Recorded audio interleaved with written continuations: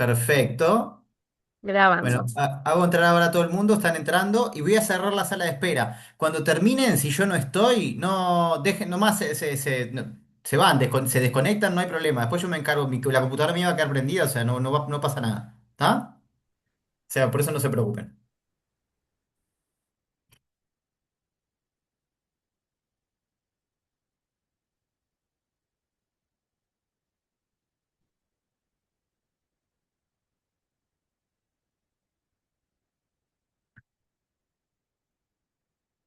Ok.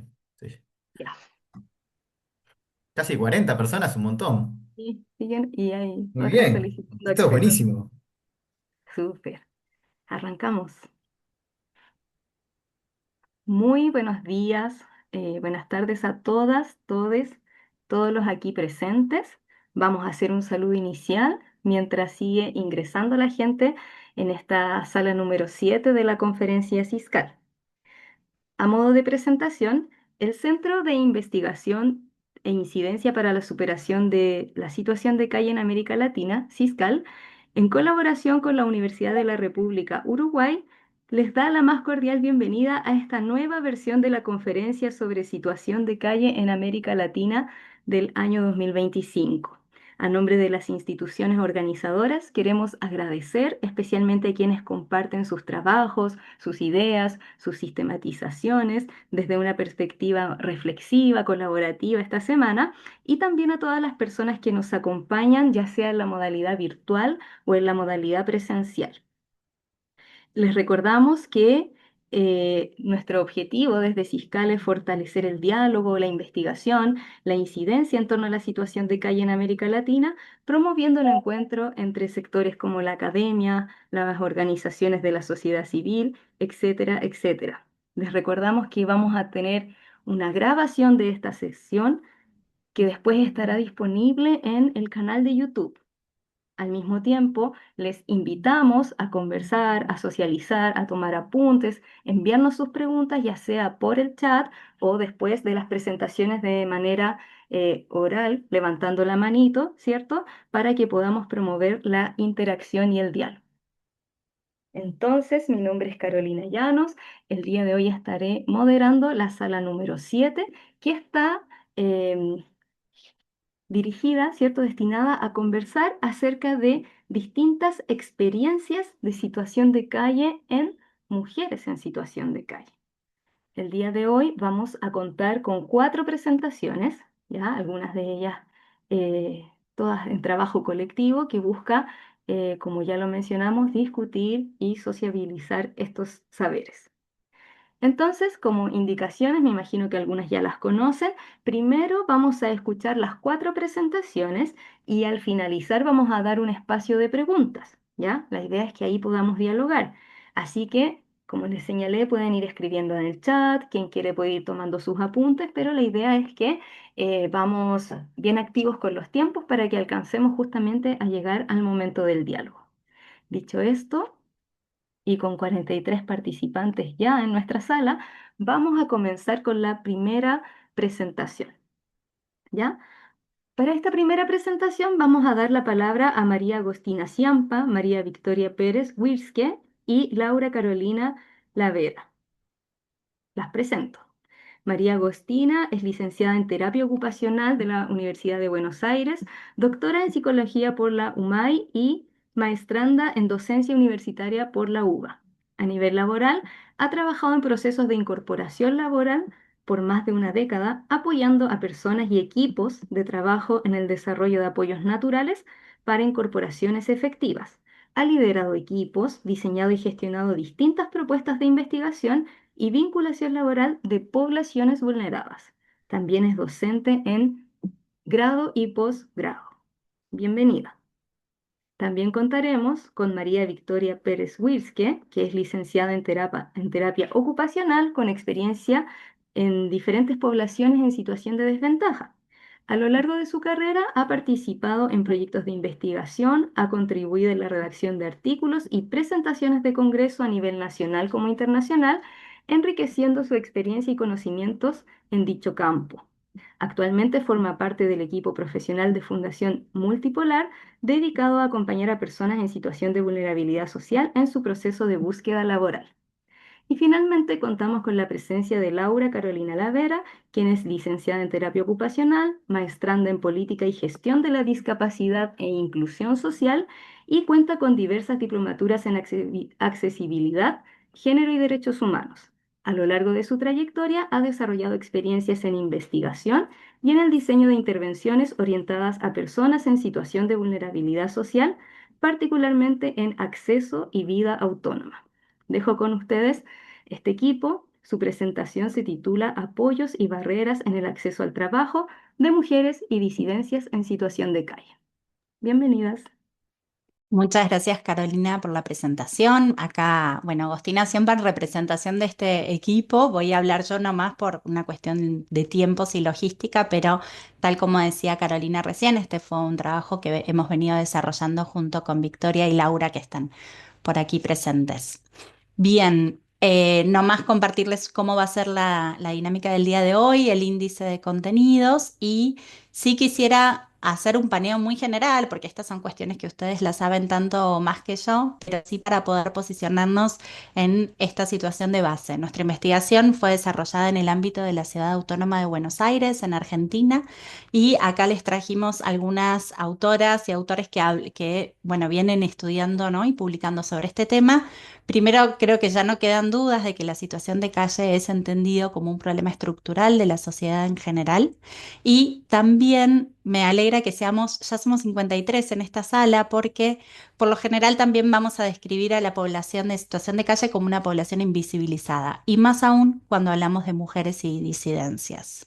Todo esto brinda todo esto le da a esta población lamentablemente una vulneración de derechos, de cada vez más derechos, ¿no? El derecho a la ciudad, derecho a la vivienda, derecho al trabajo, a la educación, a la salud, que es lo que vamos a desarrollar un poquito más adelante.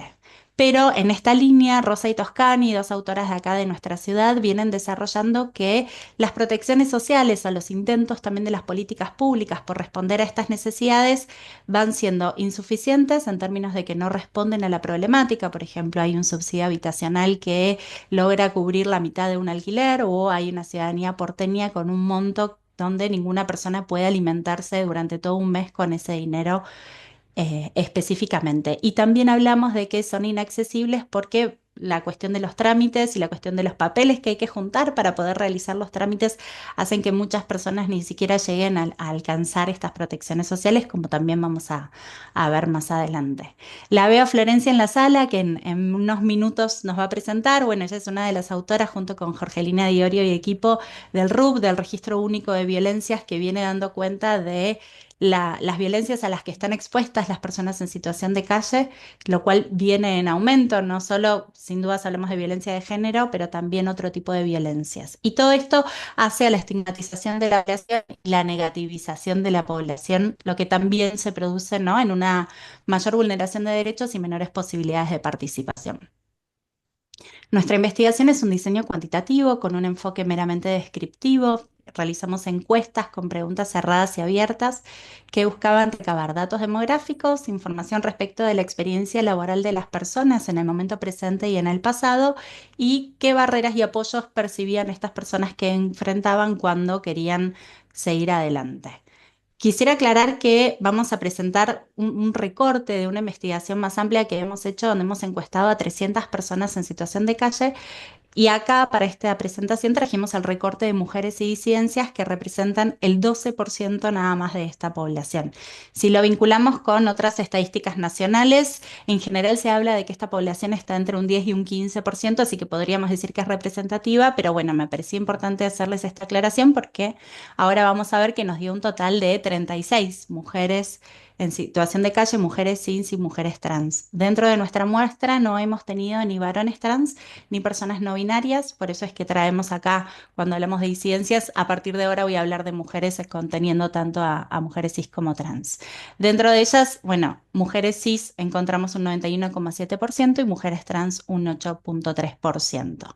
Estas personas tenían entre 19 y 69 años, y esto es lo que decíamos antes: 72% accedían a al menos una ninguna protección social. Esto quiere decir que hay un 28% que no está cobrando absolutamente nada, quizás por lo inaccesible que resultan. Y dentro de estas protecciones sociales, solo un 33% está percibiendo la asignación universal por hijo.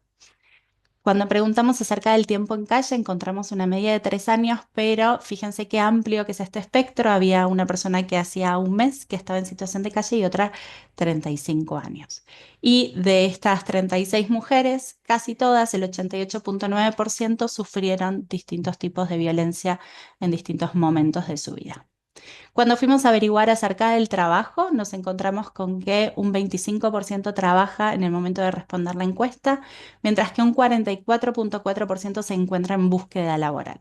Y yéndonos para atrás, acerca de esa experiencia laboral, un 83,3% había trabajado en algún momento de su vida y cuando fuimos a hacer un doble clic sobre esa experiencia laboral, encontramos que el principal número había tenido experiencias dentro de una relación de dependencia informal, ¿no? Dentro del trabajo asalariado no registrado.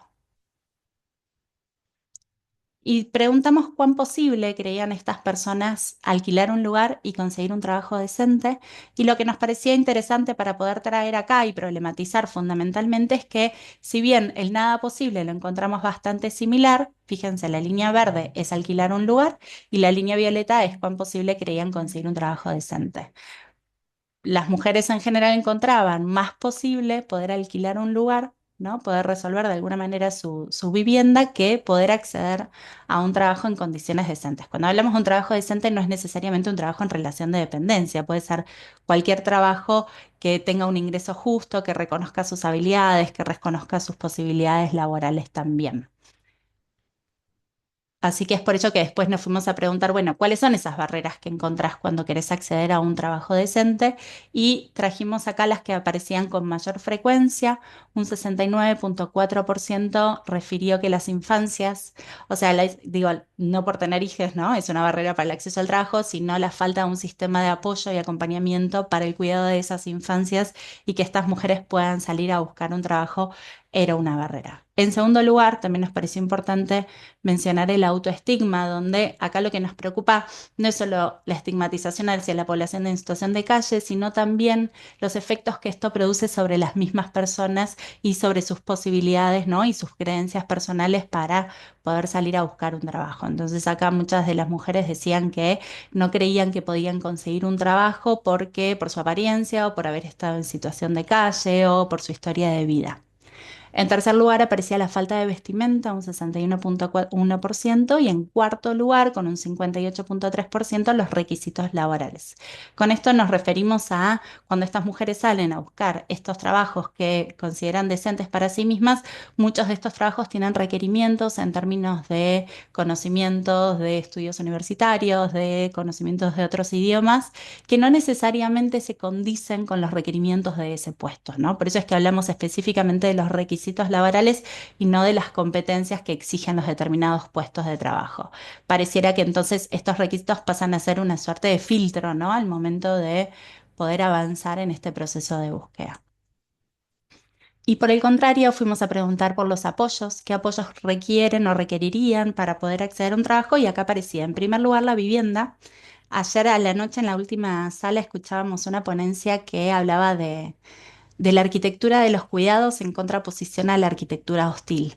Y de alguna manera estas mujeres también daban cuenta de las necesidades de una vivienda segura, ellas mencionaban, ¿no? Y acá es donde aparecía que los paradores, o sea, la oferta que está teniendo el gobierno de la ciudad hoy día no era para estas mujeres una solución en términos de vivienda, sí una solución en términos de una cama, un techo, un baño, pero no una vivienda segura con todo lo que los matices de la palabra seguridad tiene para, de vuelta, poder tener la diaria resuelta de alguna manera para poder salir a buscar un trabajo. En segundo lugar, apoyos para la búsqueda laboral en este mundo, en este mercado laboral tan dinámico y cambiante. Mencionaban ya no saber por dónde buscar trabajo o cómo armar un CV o no tener los elementos suficientes para poder hacerlo en términos de tecnología. En tercer lugar, las capacitaciones, tanto en oficios como en generales para el empleo. Y en cuarto lugar, aparecen ahí juntas, por un lado, las protecciones sociales y por el otro lado, educación para las infancias. Dentro de protecciones sociales, lo que estas mismas personas referían es que no es que querían una protección social todo el tiempo, entendían que si podían acceder a un trabajo decente, en algún momento iban a dejar de necesitar esa protección social y esto lo consideraban como algo valioso, pero en el momento de salir a buscar un trabajo, las protecciones sociales se hacían necesarias para poder sostener esa diaria.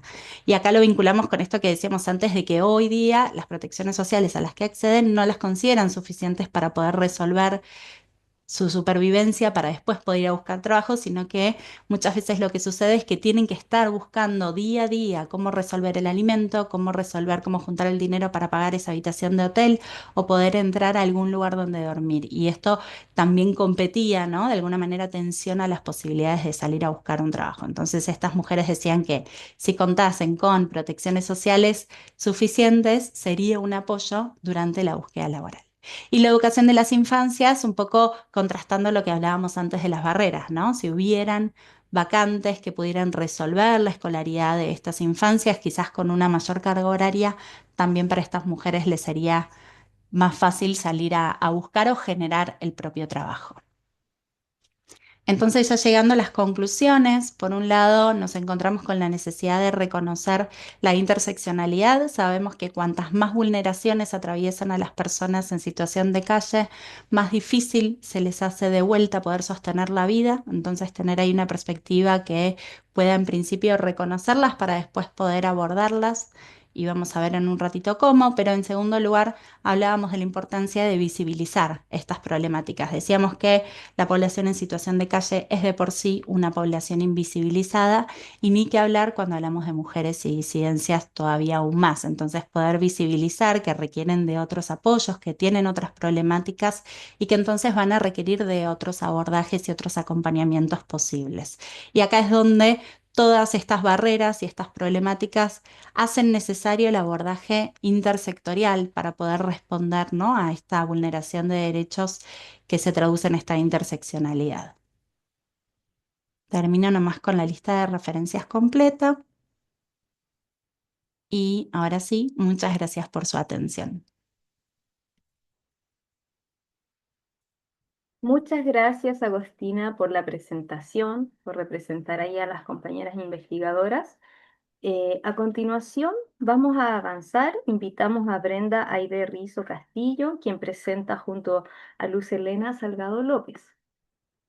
Brenda es egresada de Psicología por la UAM, con experiencia en trabajo de campo con niñas, niños y jóvenes en condiciones de vulnerabilidad. Ha investigado las significaciones emocionales de mujeres trans en Casa de las Muñecas y desarrollado talleres de regulación emocional, perspectiva de género, y su labor combina acompañamiento psicosocial y acciones culturales como agente del programa Pretext.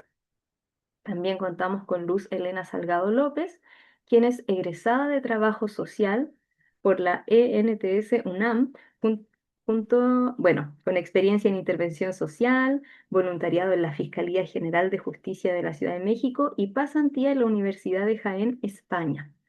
Ella ha trabajado en abordajes con población prioritaria, especialmente en trata de personas y consumo de sustancias en niños, niñas y adolescentes. Actualmente estudia antropología en la ENAD y su enfoque integral es el análisis social y la acción directa en contextos de vulnerabilidad. La exposición que nos traen ahora se titula Abordando vivencias, violencias y supervivencia de mujeres en resistencia desde y en la calle en la Ciudad de México. Así que les damos el pase para que puedan hacer su presentación. Bienvenidas. Muchas gracias, Carolina, por la presentación. Nosotras vamos a iniciar justamente platicándoles un poquito sobre desde dónde viene nuestro trabajo y nuestra sistematización. Permítanme. Listo, pues nosotros trabajamos actualmente en Fundación Pro Niños de la Calle y este trabajo sale desde la etapa de trabajo de calle y comunidad que hacemos. Principalmente acompañamos a niños, niñas, adolescentes, juventudes y adultos cuidadores que están en riesgo o en situación de calle. Realizamos intervenciones psicoeducativas donde buscamos que se aumenten los entornos seguros, aumentar la participación y todo esto con la intención de dignificar las condiciones de vida de la población que atendemos. Aide, a ver, un momento, es que nos están escribiendo por el chat que se escucha bajito. Entonces, como esto va a quedar grabado, no va a quedar bien puesto en la grabación. ¿Podrían revisar el volumen, si se está acoplando algo, por favor, para que puedan continuar? Claro que sí, vamos a tratar también de aumentar un poquito más el tono de voz. Ahí se escucha un poco más claro. Excelente, muchas Y a gracias. En ver. este momento les vamos a presentar de dónde viene nuestro abordaje y nuestro acercamiento a trabajar con mujeres en situación y en riesgo de calle. Ok, es así que a partir de la Fundación por Niños de la Calle y por medio de recorridos de campo que se realizaron en calles de la Ciudad de México y campamentos migrantes, nos dimos cuenta que es necesario focalizar la atención a mujeres en estos dos contextos, porque la situación de calle y la movilidad humana, específicamente en contextos situados en los campamentos migrantes, no están muy alejados unos de los otros. Y bueno, ¿a qué me refiero con esto? Es que a pesar de que están viviendo en campamentos migrantes en los llamados ranchitos, se vive en la vía pública y en el cual incluso las bancas son utilizadas como sillones y las lámparas son utilizadas para acceder a la luz. Entonces, también tienen miedo de que en las noches entre alguien en su ranchito, entonces no pueden dormir bien. Incluso una madre nos comentaba que ella dormía con un cuchillo bajo la almohada, justo por el temor de que alguien pudiera entrar en el ranchito. Asimismo, en esos campamentos migrantes no solo encontramos a personas migrantes, sino también encontramos a personas nacionales en situación de calle. Y bueno, las personas de movilidad humana también están teniendo prácticas de callejerización, como la mendicidad y trabajo infantil, por mencionar algunos. Es ahí cuando decidimos tomar en cuenta estas dos poblaciones como parte de esta investigación y nos hicimos la pregunta de cuáles eran las necesidades de estas mujeres en estos contextos o cuáles eran sus factores protectores y sus factores de riesgo a los que se enfrentan día con día. Y bueno, a partir de una investigación cuantitativa por los diagnósticos sociales que fueron realizados en las calles y campamentos migrantes por parte de la Fundación por Niños, se obtuvo que se atendió a 324 personas, de las cuales 61 son adultos cuidadores y de ellas 52 son mujeres y 9 son hombres. Entonces, estos datos nos indican que la relación de cuidado está construida alrededor de los estereotipos y roles de género del sistema patriarcal. Sin embargo, las mujeres a las que ocupan estos territorios son los mismos contextos en los que se encuentran los niños, niñas, adolescentes y jóvenes y aumenta la vulnerabilidad por el hecho incluso también de la maternidad. Los hombres cuentan con un rol encargado solo de proveedor y solo llegan a comer y a dormir a estos espacios. Bueno, nosotros tenemos como objetivo recuperar y visibilizar la experiencia de 4 mujeres que habitaron en 2 campamentos migrantes situados en la Ciudad de México, utilizando el bordado como una herramienta político-creativa que permite la expresión de identidad, memoria y resistencia frente a las violencias estructurales que afrontan al vivir en situaciones de vulnerabilidad y con ello los procesos de callejerización. Tratamos de recuperar estas experiencias y no ponemos el nombre de las personas debido pues a la privacidad, entonces solamente vamos a estar nombrando alguna inicial durante el desarrollo. Pero en este momento les vamos a explicar la metodología que aplicamos en los espacios de calle. Sí, la metodología aplicada fue la metodología narrativa de Arias Alvarado. Esta metodología nos da pie a que las personas son las participantes y personas activas que dan voz a esta vivencia, porque mejor que ellas conocen su propia historia y es como por ello tuvimos estas narrativas y estas narrativas de su vivencia se convirtieron en texto. Entonces, la metodología narrativa nos da pie a 3 aristas, que estas son las orales, en las que nos basamos con técnicas e instrumentos como las entrevistas semiestructuradas, las historias de vida, las técnicas escritas en las que nos basamos en los diagnósticos sociales, libros y artículos que fueron revisados, y la técnica interactiva en la que nos bajamos en la metodología del bordado.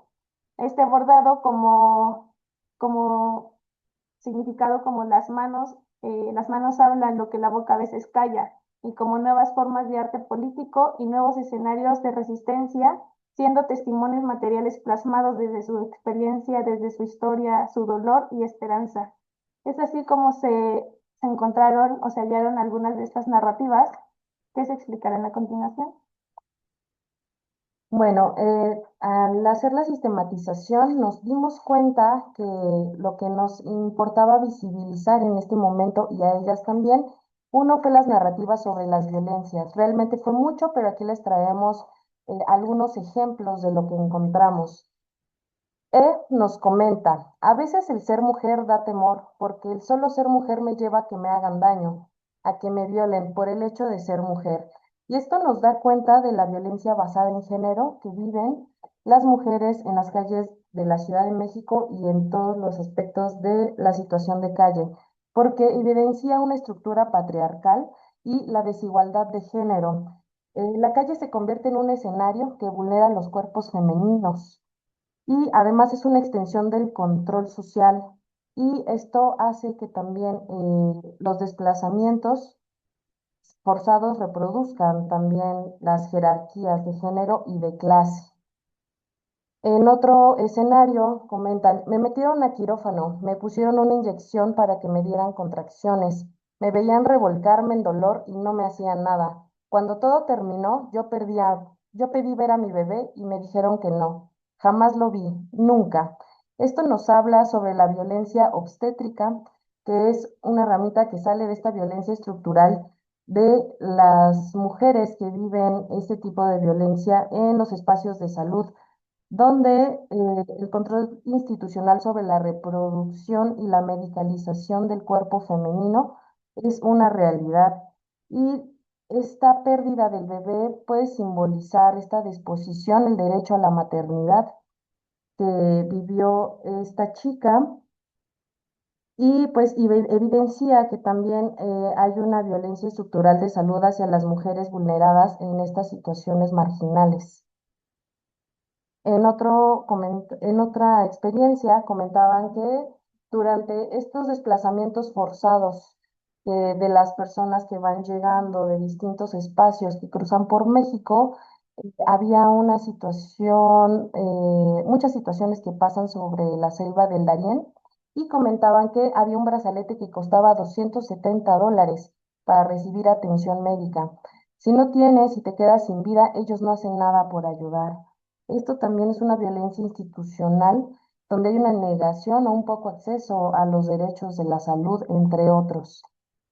También comentaban, yo lloraba y yo decía, no, pero es lo que yo amo, pero es que yo lo amo, yo no lo quiero denunciar, no, es que yo no puedo, no, no y no. Esto lo comentaban debido a violencia física que recibía L, en este caso, donde también se puede ver y se puede ver la expresión sobre una violencia simbólica, ya que hay una interiorización de los roles que se hay de acuerdo al género y que legitiman la subordinación femenina frente a este sistema patriarcal y sostiene una dependencia emocional y reproducen estos factores sociales que se ven. En estas siguientes narrativas vemos más que nada sobre los procesos de callejerización que se van nombrando durante estas experiencias. Y decía, yo les dije a mis hijos, vamos a dormir en la calle, vamos a pasar la selva, vamos a vivir experiencias únicas. También aquí nos hace pensar y nos hace evidente que hay una apropiación simbólica del espacio público, donde también hay una situación de desplazamiento, donde Y prepara a sus hijos de alguna manera para ir abordando todo el camino de movilidad. Posteriormente, L nos comenta, me expulsaron de esta escuela, me llevaron para allá, hasta Tacubaya también, pero me pusieron a trabajar.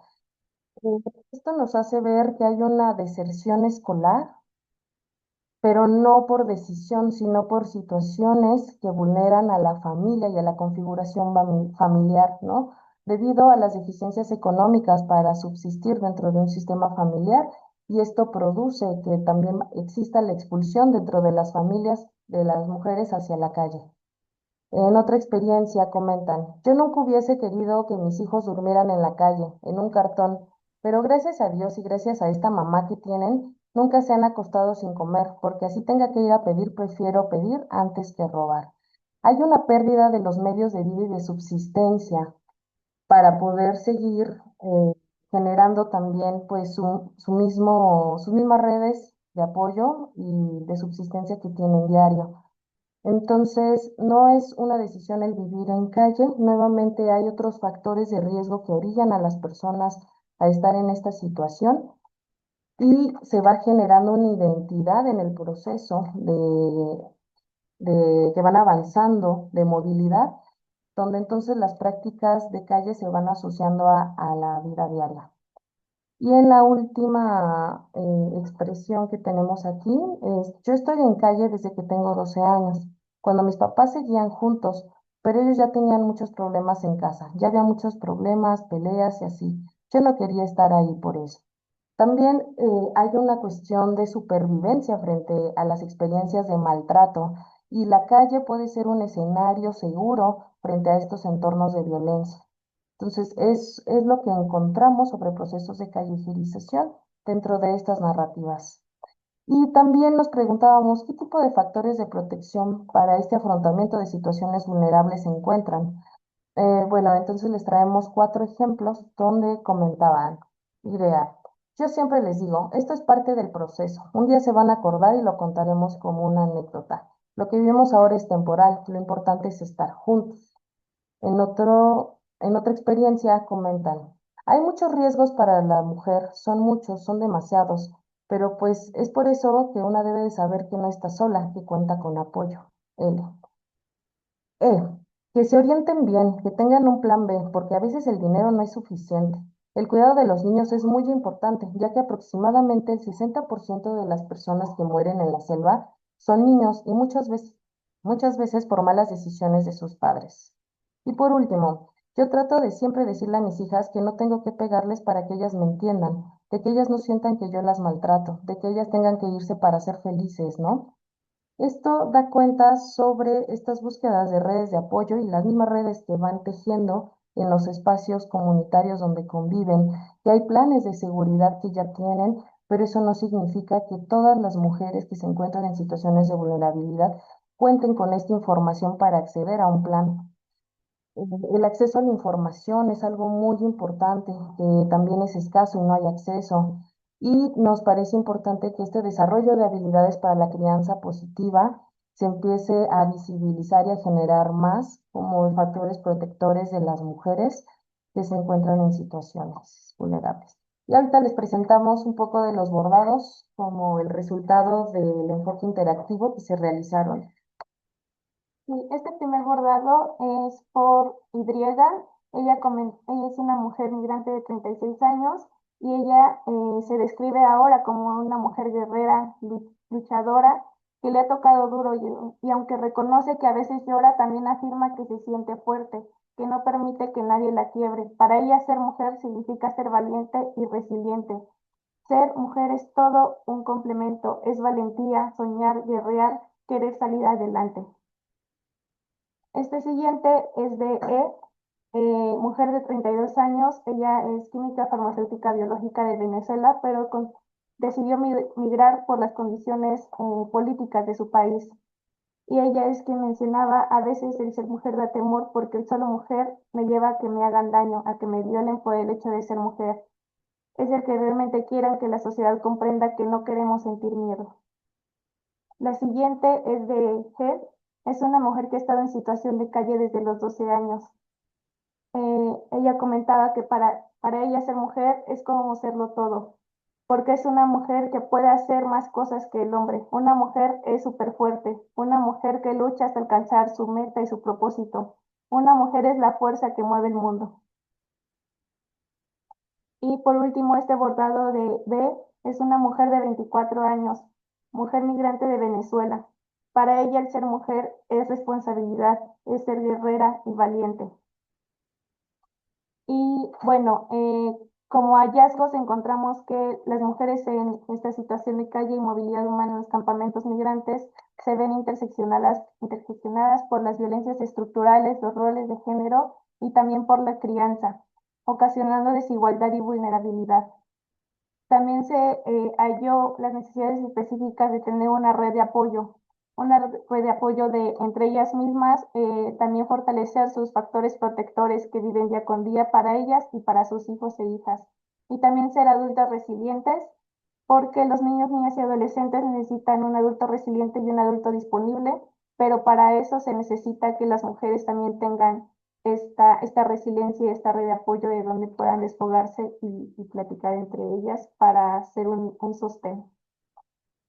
Y como último, ¿con qué retos y sugerencias nos quedamos para el posterior seguimiento?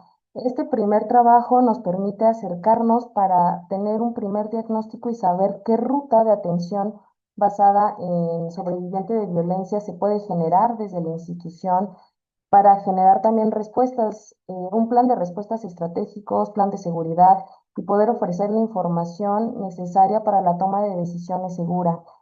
Entonces, nos quedamos con esto y espero les haya gustado. Muchas gracias.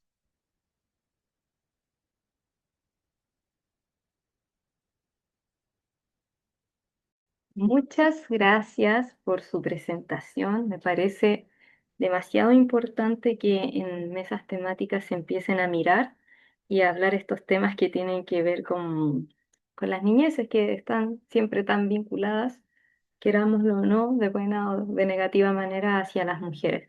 Así que gracias a sus comentarios para que pasemos a la siguiente presentación. ¿Ya? Ahora nos va a conversar Ana María Munizaga Acuña. Ella es trabajadora social y magíster de la Universidad Católica. Tiene una reconocida trayectoria en trabajos sobre pobreza, desarrollo urbano y personas en situación de calle, trabajando como investigadora senior en instituciones públicas y de la sociedad civil. Ana es académica en diversas escuelas de trabajo social, formando estudiantes de pre y posgrado, y en el año 2025 fue expositora de la Segunda Conferencia Mundial de Sinhogarismo, presentando una discusión teórico-conceptual sobre esta realidad. Además, Ana está acompañada de Felipe Castro Saavedra, perdón,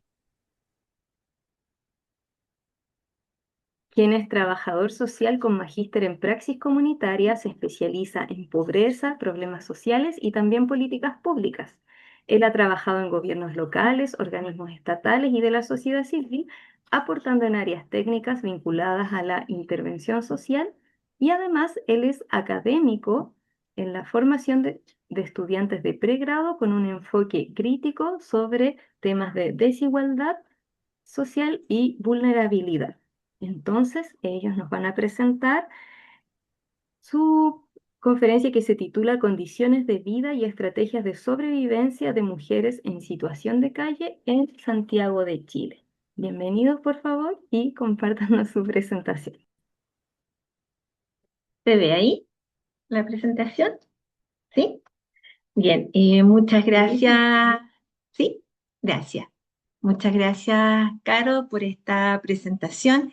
Bueno, la verdad es que con Felipe partimos trabajando juntos, pero él tempranamente tuvo que abandonar el estudio, quedé solita, pero básicamente fue porque tuvo una afortunada oportunidad laboral que no le permitió continuar realizando este estudio. Sin embargo, fue un aporte sustancial en lo que alcanzó a hacer. Bueno, quisiera contarles que este es un estudio que se realiza en Santiago de Chile. Lo que busca es lo que ya nuestras compañeras, Agostina con su equipo, Aide y su equipo también, tanto en Argentina como en México, nos han mencionado, y que este estudio, por lo cierto, no dice algo diferente, que es que estamos frente a una población que está doblemente vulnerada, excluida y además invisibilizada. En particular, el objetivo de este estudio es conocer un poco más acerca de sus condiciones de vida y las estrategias que ellas establecen para sobrevivir.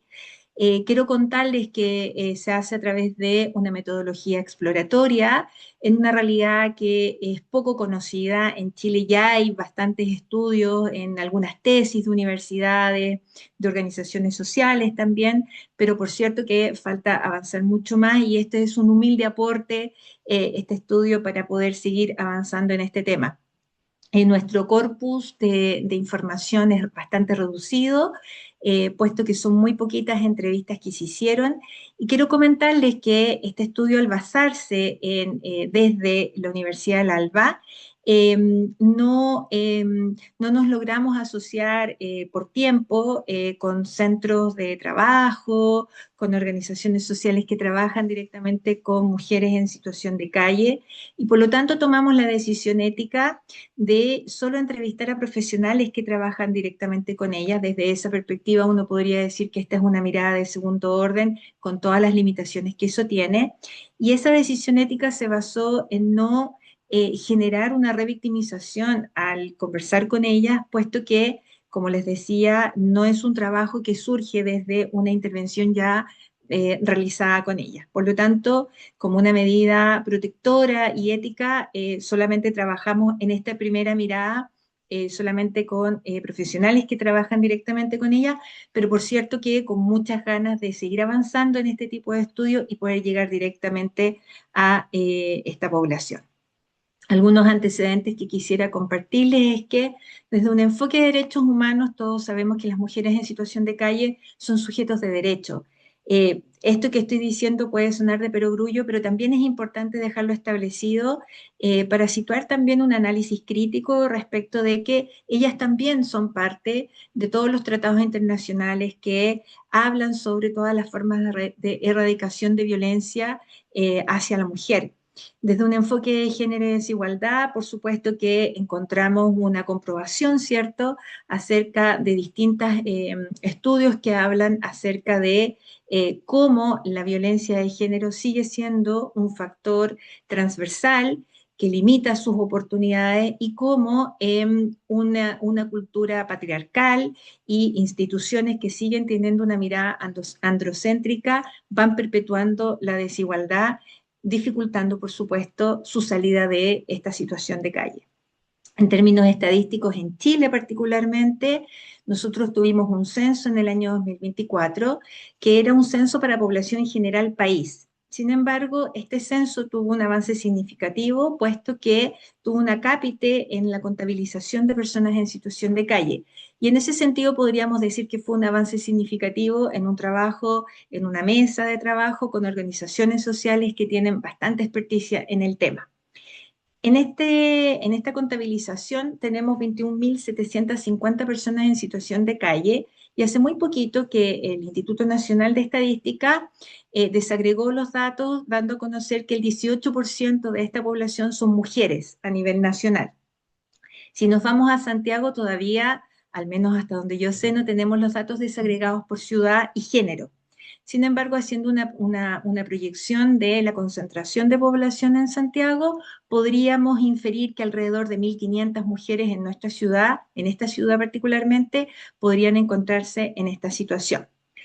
Hay algunos elementos importantes que decir sobre lo estadístico y que eh, tributan a esta invisibilidad y que tiene que ver con que si hay brechas todavía de metodologías adaptadas para hacer una buena contabilización o catastros respetuosos de la realidad calle, considerando sus distintas vulnerabilidades y necesidades, esta brecha aumenta cuando se trata de población femenina en calle. Por lo tanto, estas cifras son cifras que ciertamente nos permiten tener una dimensión. Sin embargo, falta avanzar para tener certeza de cuánta es la población real y la magnitud de la que estamos hablando. En términos de políticas públicas, en Chile tenemos una mirada centralizada del Estado en términos de la gestión de las políticas que emanan específicamente en esta temática desde el Ministerio de Desarrollo Social y Familia, a través de programas calles, vivienda primero y una serie de otros servicios. Sin embargo, estos programas en general tienen algunas dificultades en su aplicabilidad a nivel local y bastante fragmentación por problemas de coordinación con respecto a programas que emanan de otros ministerios y que por lo tanto dificultan un abordaje integral de la población calle, pero específicamente de lo que son las mujeres.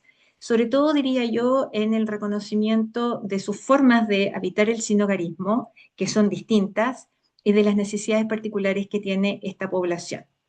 Yendo específicamente al estudio, este estudio cuando identifica las estrategias y las condiciones de vida de este grupo específico, va a hablar específicamente sobre calle dura, algunos elementos de campamento, rucos y albergues. Lo menciono porque ciertamente tenemos que reconocer que las mujeres habitan la calle de manera distinta y por lo tanto es importante hacer esa distinción respecto de a qué se refiere este estudio específicamente. La metodología, como les mencionaba, hace 3 entrevistas a 3 profesionales que trabajan directamente con esta población. Esta entrevista se sometió a un juicio experto y a una prueba piloto. Explora diferentes dimensiones la entrevista y nos permitió algunos hallazgos. En cuanto a las estrategias de sobrevivencia, lo que pudimos identificar fue un primer elemento que llamó mucho la atención, que es que los entrevistados mencionan de manera coincidente que el 99% de las mujeres, así los indican, llegan a la calle, paradójicamente, buscando en la calle un refugio porque están escapando de un agresor en un contexto de una relación larga de violencia intrafamiliar. En el fondo, llegan a la calle para no ser encontradas, esa es otra frase que se repite muchísimo, y buscando que no las maten. Esto hace que ellas busquen volverse invisibles para no ser encontradas, e incluso esa invisibilidad la buscan frente a las instituciones en general, porque hay una relación de desconfianza con las instituciones también marcadas por eventos traumáticos anteriores y que por lo tanto entonces la institucionalidad no representa una protección ni un refugio. Paradójicamente a esto que les acabo de comentar, también se establece que buscan asociarse con algún hombre como un mecanismo de protección, evidentemente para 2 elementos fundamentales. Uno, evitar ser violadas masivamente por transeúntes y hombres en situación de calle, y resguardarse de múltiples otras violencias de que las mujeres específicamente son víctimas. En términos del consumo, a diferencia de la población masculina, la gran mayoría de las mujeres llega sin consumo ni de alcohol ni de drogas a la calle. Y quienes lo inician, que no son todas, lo hacen como un paliativo a una realidad que es bastante deshumanizante y desgarradora. En términos de actividades de subsistencia, la verdad es que desde las entrevistas que se hacen en Santiago, ellas son desplazadas de los territorios por los propios hombres en situación de calle y por lo tanto es muy difícil o es una gran dificultad para ellas poder ejercer algunas actividades de trabajo informal que les permita poder subsistir. No necesariamente esto está correlacionado, pero sí el comercio sexual se presenta como una actividad de subsistencia que no todas ejercen, pero que por cierto quienes sí lo hacen también no solo como una actividad de subsistencia, sino como un mecanismo protector frente a la violencia sexual. La movilidad constante en el territorio, de no apropiarse de un territorio para habitar, también es una forma de volverse invisible y además se establece que generan una serie de estrategias de autocuidado personal, también muy en contraste con la población masculina, y en algunas de ellas incluso pasando desapercibidas como población general. Yo diría que esto no solo es una estrategia de protección, sino que también un mecanismo de resistencia frente a estos contextos, un mecanismo también de resistencia y de dignidad. En términos de condiciones de vida, en lo que se refiere a la habitabilidad, en Chile particularmente la mayoría de los albergues están hechos y pensados para hombres. Ciertamente hay recientemente algunas iniciativas de albergues familiares, sin embargo, en este estudio no se alcanzó a rescatar esa información. Por lo tanto, lo que sí se tiene es que estos albergues tienen muy poquitos espacios dedicados para mujeres y por lo tanto la violencia en calle se vuelve a replicar en estos espacios, transformándolo en lugares inseguros y hostiles. En términos de salud, el acceso es básicamente infranqueable, a excepción de los operativos de salud que hacen algunas organizaciones sociales, y esto se basa básicamente en que no tienen un domicilio fijo y no cuentan muchas veces con lo que para nosotros en Chile se denomina el carnet de identidad, que es una tarjeta de identificación personal que todos tenemos, porque o se las roban o los pierden. Frente a eso, la posibilidad de inscribirse en un centro de salud o en un consultorio es básicamente imposible, por lo tanto, el acceso queda finalmente asociado a las gestiones particulares que algún profesional o un equipo de profesionales pudiera hacer. Por lo tanto, eso es bastante, queda en la casuística. En términos de un elemento que quisiera decir en salud, que cuando las organizaciones sociales han hecho operativos, en estas entrevistas surge un testimonio que es que en la gran mayoría de las mujeres que van a estos operativos son acompañadas por hombres, hombres que están vigilando lo que ellas ahí conversan con el médico y que están vigilando los servicios médicos que los profesionales prestan a las mujeres, lo que hace además que se genere un tema de tensión.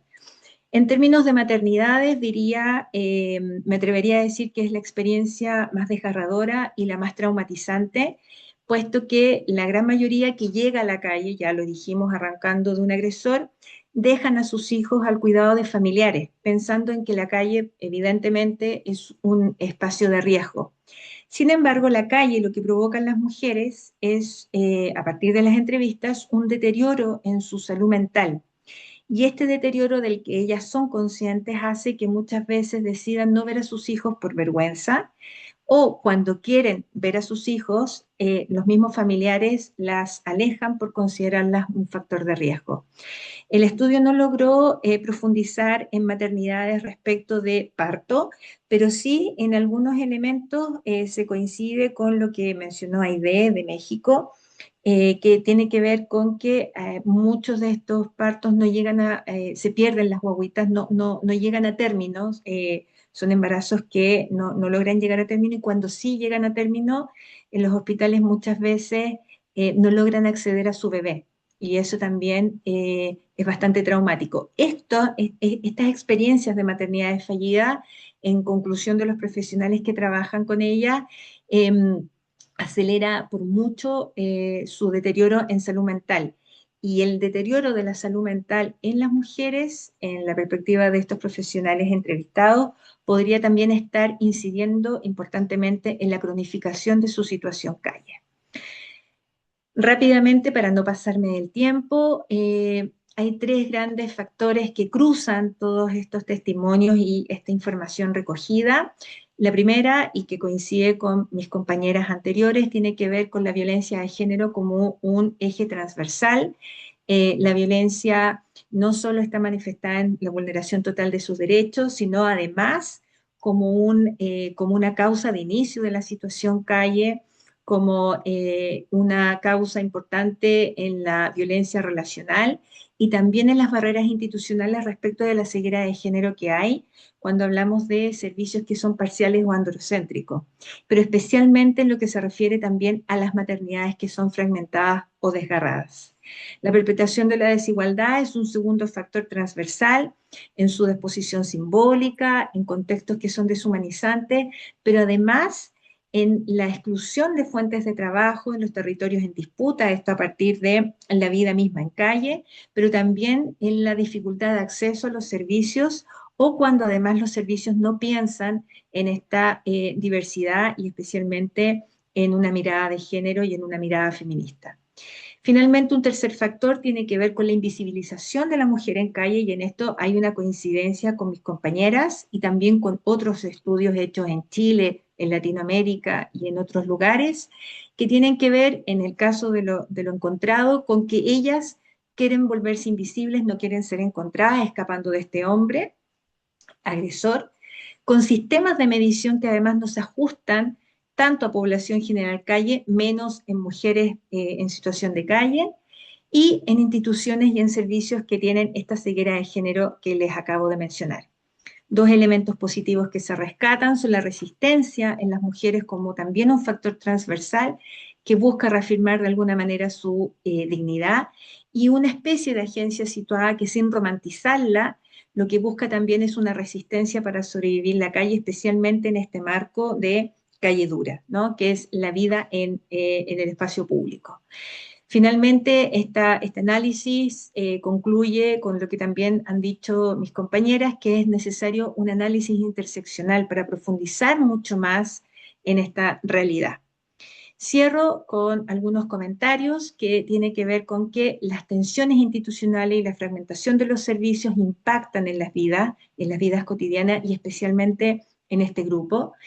También decirles que es importante contar con un diagnóstico diferenciado, todos lo sabemos, pero también en dar autonomía local cuando pensamos en políticas públicas y también contar con la participación directa.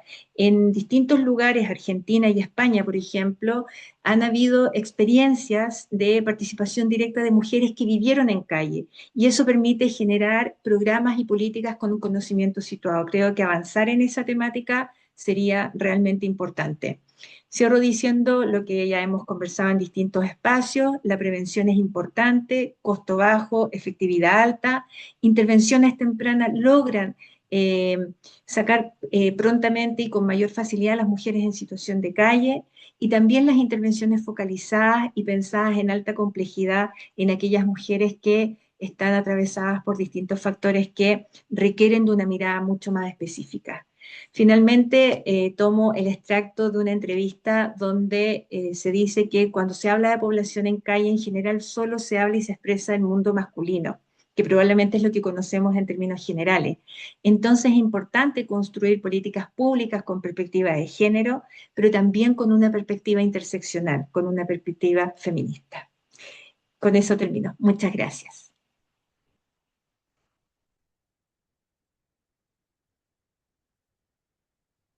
Muchas gracias, Anita, por tu presentación. Gracias por traernos estas ideas también tan importantes. Siempre mirando estas diferentes formas de habitar la calle, ¿cierto? Porque hemos visto que ahí pasa algo, acá en Chile le llamamos calle dura y pasa algo súper complejo y diverso de otras experiencias. También el tema de lo agencial, que siempre es tan relevante y que yo creo que está construyéndose en esta mesa como un punto común en relación con las otras experiencias que se han relatado. Así que ahí vamos a ver al final de las presentaciones todo lo que hemos como tejido a partir de las distintas experiencias. Así que gracias. Ahora le vamos a dar la palabra a Florencia Pelacar. Ella es licenciada en terapia ocupacional, es magíster en antropología social y es doctoranda en sociología con formación complementaria en salud pública y gestión en salud. Ella es integrante del grupo de investigación Sociabilidades por los Márgenes de la Universidad de Buenos Aires. Articula salud, ciencias sociales y estudios de género. Su trayectoria se centra principalmente en políticas públicas, exclusión social y abordajes interdisciplinarios desde una perspectiva crítica y feminista. A continuación, nos va a exponer Mis decisiones me trajeron acá.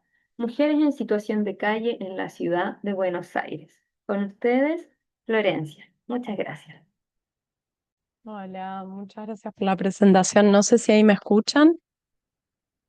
Bien, perfecto. Bueno, muchas gracias. Antes de iniciar, quería agradecer, bueno, tanto por el espacio. Para mí es un honor estar acá compartiendo con mis compañeras. Así que bueno, muchas gracias. Lo que venía a presentar hoy era un poco mi trabajo de investigación en el marco de mi tesis en el marco de mi maestría en antropología social. Este trabajo se titula Mis decisiones me trajeron acá, una etnografía sobre las experiencias de mujeres en situación de calle en un barrio del sur de la ciudad autónoma de Buenos Aires. Y por ahí, escuchando a mis compañeras, veo que tenemos muchísimos puntos de contacto. Claramente, bueno, hay algún análisis en el que todas podemos encontrar algunas señales o algunos signos que nos hablan de algún fenómeno particular.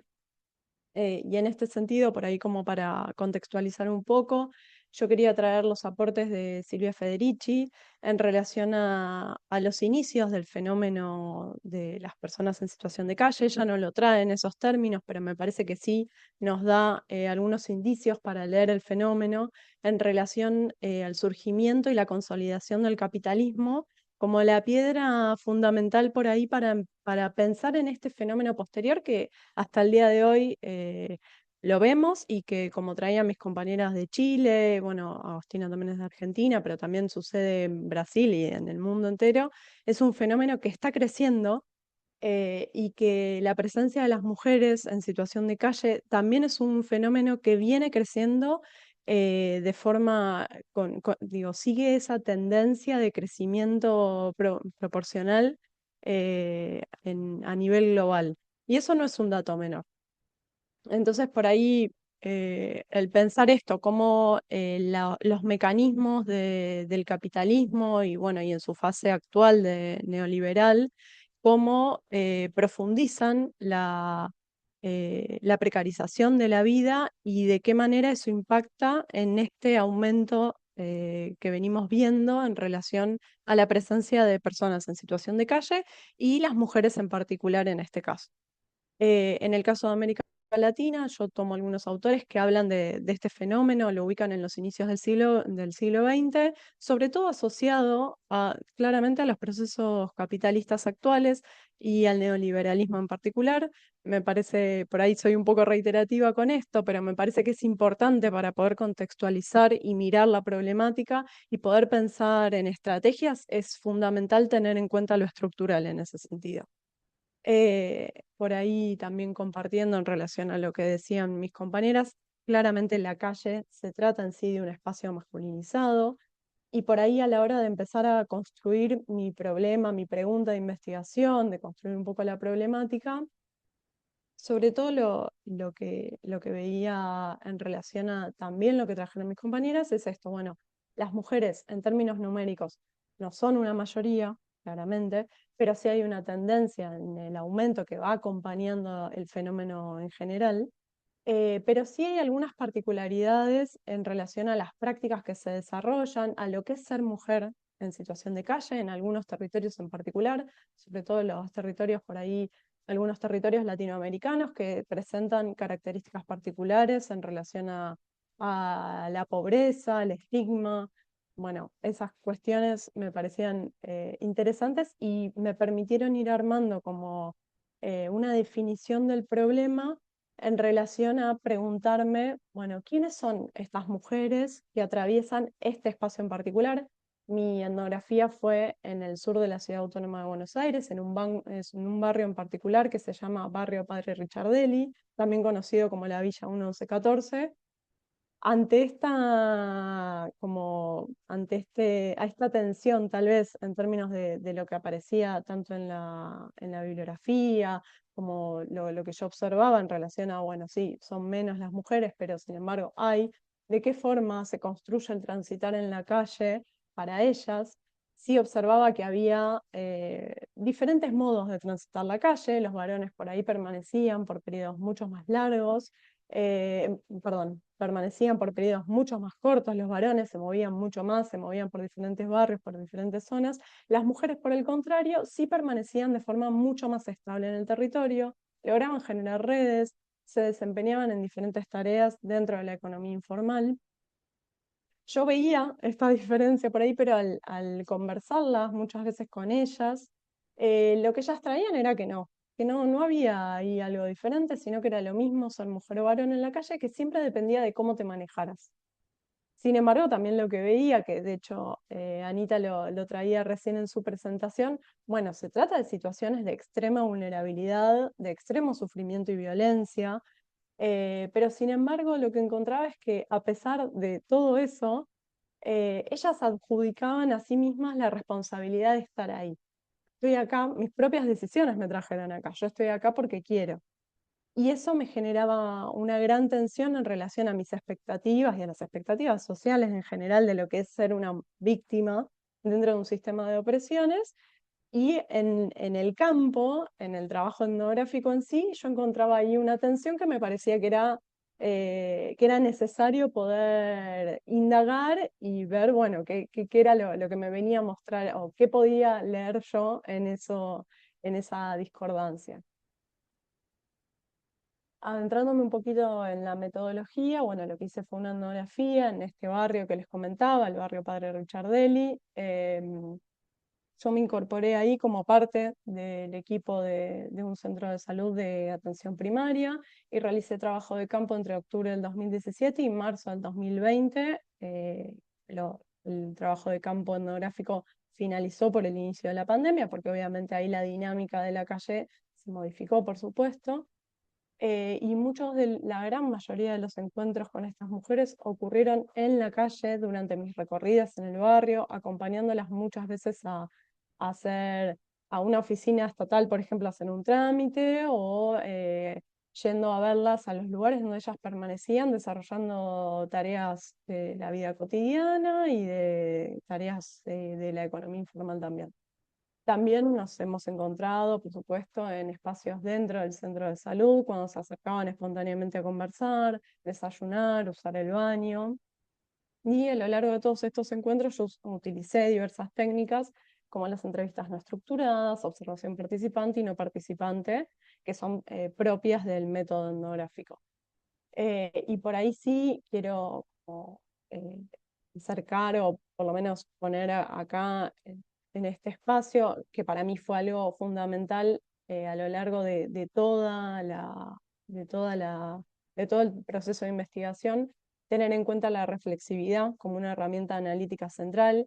Y en este sentido lo traigo porque recién, bueno, también escuchaba las metodologías de mis compañeras. Obviamente, en mi caso en particular, yo ahí tenía en el campo un doble rol. Yo era investigadora, pero también era una profesional, era alguien del centro de salud, que tenía un rol ahí. Y muchas, la gran mayoría de las informaciones y de las relaciones que nosotras establecíamos con las mujeres estaban mediatizadas por mi rol.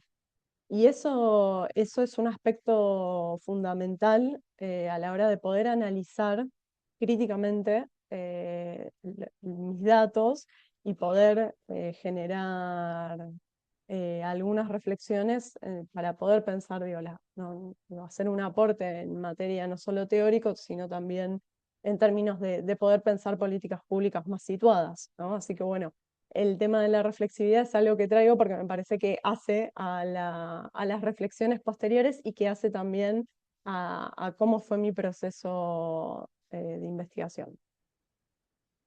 Y esto traigo más para compartir, un poco como para poder visualizar el modo en el que estas mujeres transitan el cotidiano.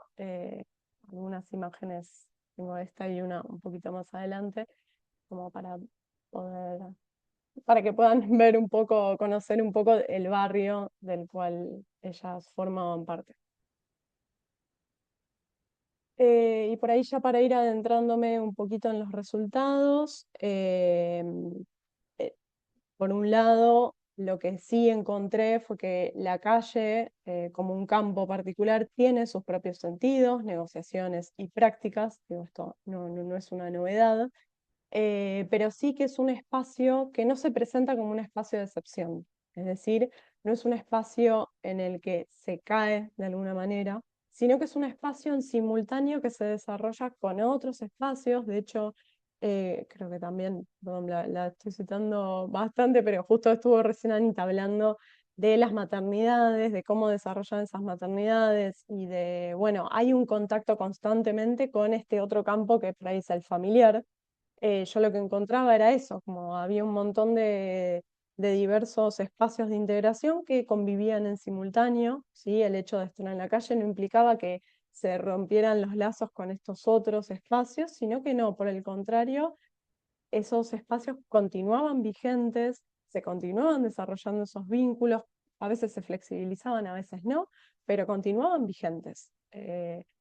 Y sí, en ese sentido, lo que conseguí observar es que había una reactualización de las estructuras patriarcales y los dispositivos de control sobre los cuerpos de las mujeres.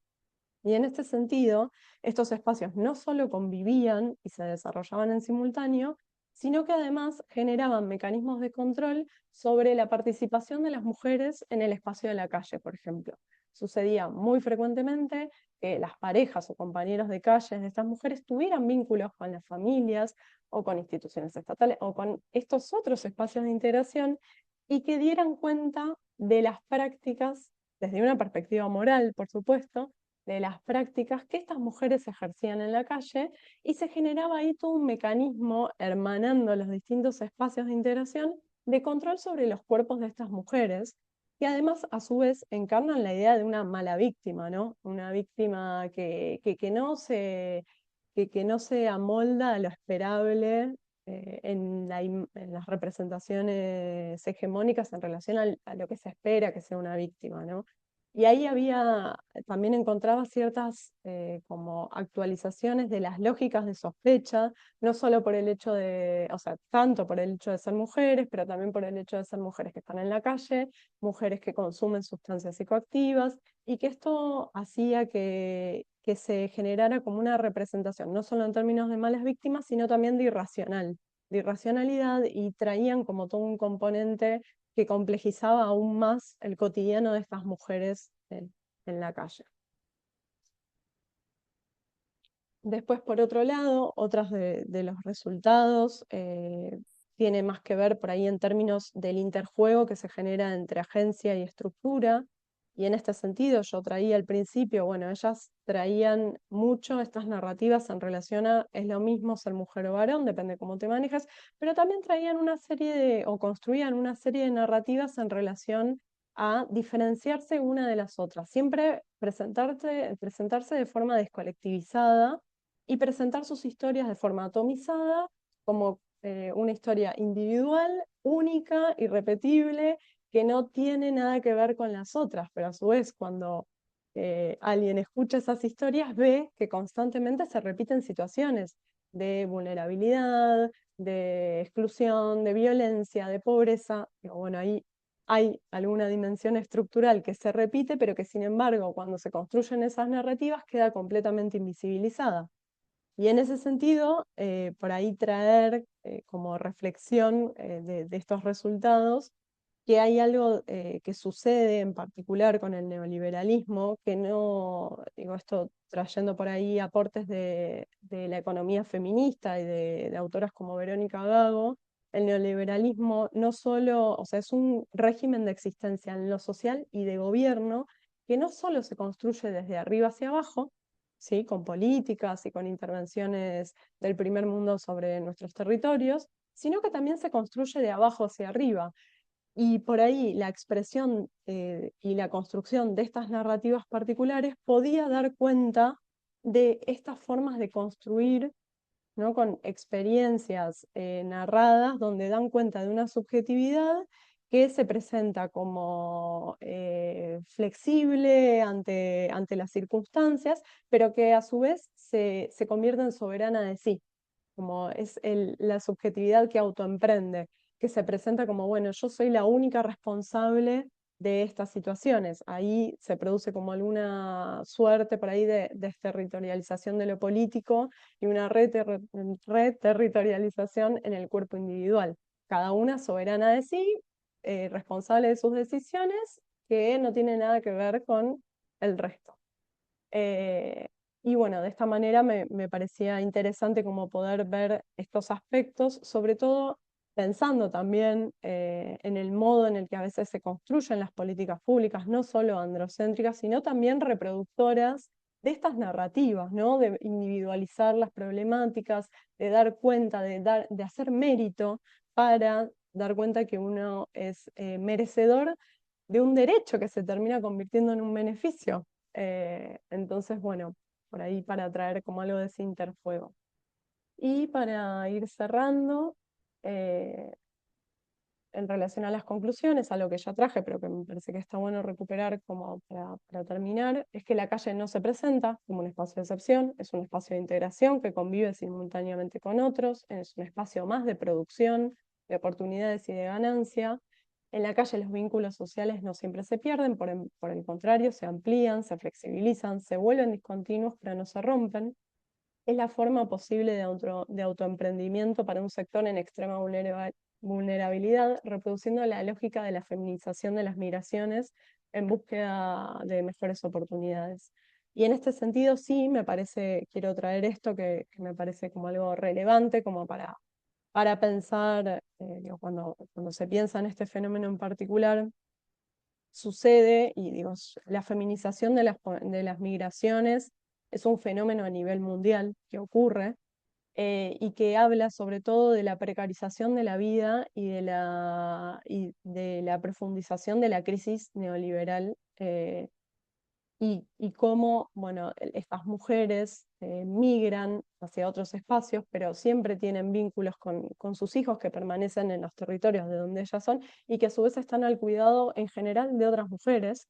Y cómo, bueno, en el caso de la feminización de las migraciones, por ahí en otros contextos se habla de las remesas, digo acá, en este fenómeno en particular, por lo menos en mi campo en el que yo desarrollé mi investigación, esta suerte de feminización de las migraciones y de estar en contacto y enviar recursos para sus hijos y para sus familias, era algo que se repetía. Entonces, en algún punto poder pensar, eh, por ahí si este fenómeno no tiene algún componente por ahí de clase que genere una profundización y le da ciertas características particulares, pero hay algo de los mecanismos de sobrevivir que se repite y que tiene más que ver con la profundización del neoliberalismo y de la crisis actual. Así que bueno, para cerrar, para mí en lo particular, el aumento de la presencia de las mujeres puede indicar ciertas transformaciones en las estructuras actuales, y frente a la precarización de la vida, el debilitamiento de los espacios clásicos de integración, de las instituciones, la opción de la calle aparece como una posibilidad más. Esta es la última fotito para compartir. Bueno, muchas gracias. Y aprovecho para dejar, Agustina hablaba al principio sobre el registro único de las violencias. En el grupo de sociabilidad por los márgenes elaboramos todos los años unos informes en relación a las violencias a nivel nacional. Así que les comparto los QR si quieren, para que puedan acceder a ellos. Bueno, muchas gracias.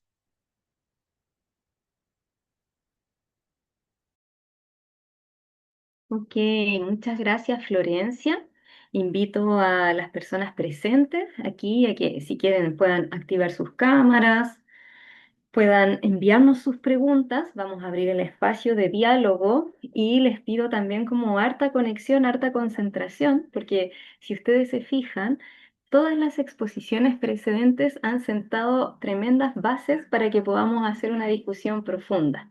Yo aquí anoté cosas que habían muy concordantes entre todas las presentaciones, las voy a ir mencionando a modo de repaso mientras empiezan a preparar sus preguntas, o sea, la relevancia de los abordajes éticos, la importancia de lo testimonial, apareció también la relevancia de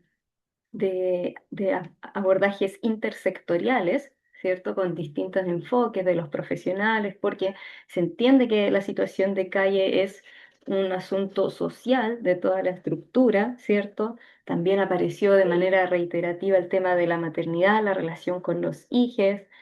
Siempre estuvo ahí presente en distintas formulaciones la importancia de lo agencial, ya sea en esto de ir desde abajo hacia arriba, en cómo yo construía una narrativa para contener a mi hijo cuando estaba maternando en calle, etcétera, etcétera, y también el enfoque de los derechos y que este es un tema demasiado estructural. Todos esos elementos estaban confluyendo en las distintas presentaciones para sentar bases para poder hacer un diálogo profundo. Así que vamos a comenzar a abrir este espacio de preguntas. Están preguntando ahí, Florencia, si se pueden compartir los QR por el chat para que puedan acceder ahí más fácil y vayan levantando sus manitos para que puedan participar. Tenemos acá en el chat un primer comentario de María Paz que dice: quisiera agradecer por las presentaciones porque realmente dan espacio y visibilización a ejes que hemos visto en el trato directo por años. Sí, de todas maneras, Eso es súper importante porque en el fondo da cuenta de la integración de estas miradas. ¿Ya? Así que invitadísimos. Acá otro saludo. Felicidades, colegas, por sus trabajos, por aportar en la visibilización de la temática, nos dice Rosa Hernández Montesino. Ya ahí se compartió un link donde pueden ver el registro unificado de violencias también, están circulando informaciones. Y bueno, partamos elaborando preguntas. ¿Qué dicen? ¿Hay alguien que quiera comenzar? A mí voy a hacer una pregunta mientras que los demás empiezan a organizar las suyas, ¿cierto? Y es sobre la última presentación de Florencia, donde el título es provocador, ¿cierto? Estoy en la calle porque yo lo decidí, porque son mis decisiones. Entonces, mi pregunta para la Florencia es cuánto de esa afirmación tiene que ver como con una especie de introyección de ideas que generan las personas en situación de calle. Y lo pregunto porque pienso que particularmente el enfoque feminista que tú tomas da pie para plantear algunas cosas con mucha fuerza. En la primera diapositiva de resultados tú pusiste que hay un control sobre los cuerpos. Y yo creo que el enfoque feminista da también a partir de los feminismos decoloniales para decir que ese control también es sobre el deseo, sobre la mente, sobre las ideas, no solo sobre los cuerpos. Entonces me gustaría un poquito ahí que nos conversara sobre eso y en el fondo, ¿cómo crees tú que se pudiera trabajar eso? Porque es difícil, ¿cierto? Gracias, Florencia. Bueno, muchas gracias. Sí, es muy complejo y de hecho a mí fue de las cosas que más, digo, cuando empecé a hacer trabajo de campo, yo esperaba encontrar mujeres víctimas que pudieran como, hablar desde otro lugar, era lo que yo me esperaba, ¿no? Y al encontrar esto al principio fue como, che, ¿qué es esto? ¿Por qué? Y sí, la verdad que es muy complejo, pero de alguna manera un poco los aportes en relación a pensar lo estructural y de qué manera se introyecta lo estructural en nuestras prácticas, en nuestras subjetividades, cómo las estructuras también construyen subjetividades y cómo las subjetividades pueden construir estructura también. Entonces, en ese sentido, me parecía como súper rico por ahí para pensarlo y obviamente como decís, bueno, sí, las perspectivas feministas nos traen un aporte muy grande en relación a poder pensar esto. De hecho, por ahí sobre todo los aportes que yo tomé fueron de la economía feminista, que me permitieron construir como alguna lectura posible en relación a, bueno, esto que ellas están diciendo da cuenta también de ciertos valores hegemónicos que construye el neoliberalismo desde abajo. Digo, ¿cuántas veces escuchamos, digo, en este caso en particular de mujeres en situación de calle, pero hay algo de los valores y los sentidos hegemónicos que se construyen en relación a ser soberanos a ser nosotros todos responsables de sí mismos y promotores de nuestra propia felicidad, y aparecemos como todos sujetos desanclados, sin ningún tipo de contexto, responsables de todo lo que nos sucede, que si hacemos mérito y nos esforzamos, eso va a tener un resultado positivo. Y ahí hay como una responsabilización total en los sujetos, que a su vez sabemos que es ficticia, pero que sirve, es funcional y es útil a la fase actual del capitalismo. Y lo estamos viendo lamentablemente, digo, es un discurso muy hegemónico que toma un montón de sectores y que hoy por hoy lo vemos como cala muy profundo en la sociedad y bueno, tenemos sociedades actualmente muy individualistas en algún punto y creo que ahí por ahí ya me estoy yendo un poco, pero vos me preguntabas como de qué manera se puede trabajar esto. Bueno, hay algo de la disputa por los sentidos y por los valores que es necesario poder hacer y construir de otra manera, porque claramente las derechas lo logran capitalizar. Estos discursos los toman las derechas, los capitalizan y les sirven para poder justificar un montón de cosas.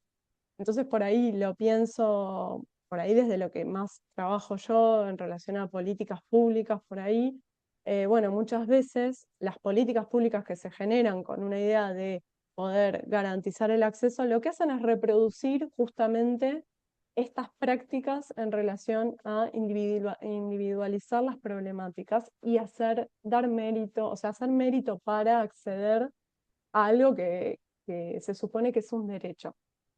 Pero sin embargo, todo el tiempo la visión hegemónica de las políticas sociales, sobre todo, y de cómo se trabajan esas políticas sociales, porque también generalmente se trata de políticas que si bien pueden estar en la letra muy lindas, cuando se van a implementar se hacen sin recursos, entonces, o el Estado terceriza. Bueno, eso nos da cuenta un poco de qué ideas hay por detrás de esas políticas. ¿Realmente son sujetos de derechos que merecen, merecen, que son sujetos de derechos que tienen que ejercer o qué? O se cae en el asistencialismo. Me parece que por ahí pensar en esto, en la forma de construir políticas públicas y poder pensar en de qué manera generar otros valores que puedan disputar los hegemónicos y por ahí sea, no sé, no tengo la respuesta, pero pienso en eso. Sí, muchas gracias. Y en verdad tampoco creo que exista una única respuesta. Creo que tiene muchas aristas y también es algo que es un desafío para la política pública porque es muy institucional. Entonces es súper distinto de cuando se aborda más desde lo micro. Y yo creo que una respuesta también, además de que se dijo acá que es lo intersectorial, es como también muy colectivo. O sea, muchas veces a nosotros nos pasa que yo he escuchado muchas veces a las personas en situación de calle decir, yo siempre he estado en la calle. Y trabajar sobre esa idea es súper importante porque lo más probable es que no siempre, que hubo un momento en su historia, ¿cierto? O a lo mejor nació en la calle, pero bueno, en algún momento mi madre o mi familia ingresó a la calle. Entonces hay que desnaturalizar eso, disputar los sentidos, como tú dices, ¿cierto? O también muchas veces ha pasado a propósito de los trabajos en salud cuando dicen me duele el pecho y es porque yo estoy angustiada porque necesito consumir.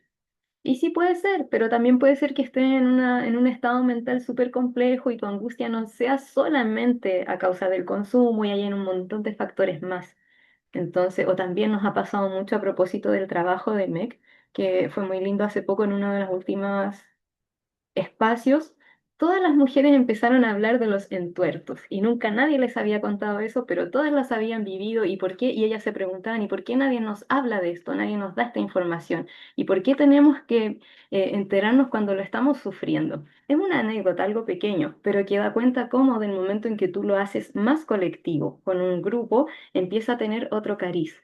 Entonces yo me imagino que a nivel de política pública debe ser súper difícil trabajar eso, pero también rescato lo que decía Anita y lo que decían las compañeras de la primera presentación, hay que buscar mucho lo inter, lo micro, ya se avanzó tanto en esta dimensión, hay que avanzar también en las otras, creo yo, ¿ya? Y sí, dale, activaste el Perdón, micrófono. sí, sí, una última cosita. Sí, por ahí recuperar, digo, sí, seguro, la apuesta por lo colectivo, eso sí, segurísimo, como me parece una apuesta siempre potente y siempre rica. Y por ahí también recuperar experiencias de otros lugares, digo, Brasil tiene un movimiento de personas en situación de calle súper potente, que bueno, con un montón de dificultades, pero participan del diseño de políticas públicas y de su evaluación. Y es una experiencia muy rica la que tienen estos movimientos. Digo, darle la palabra a quienes han transitado la calle realmente, eso me parece fundamental también. Que tengan la parada, que estén acá, digo, que estén acá hablando con nosotros. Eso me parece que es clave, que es algo que hay que trabajar.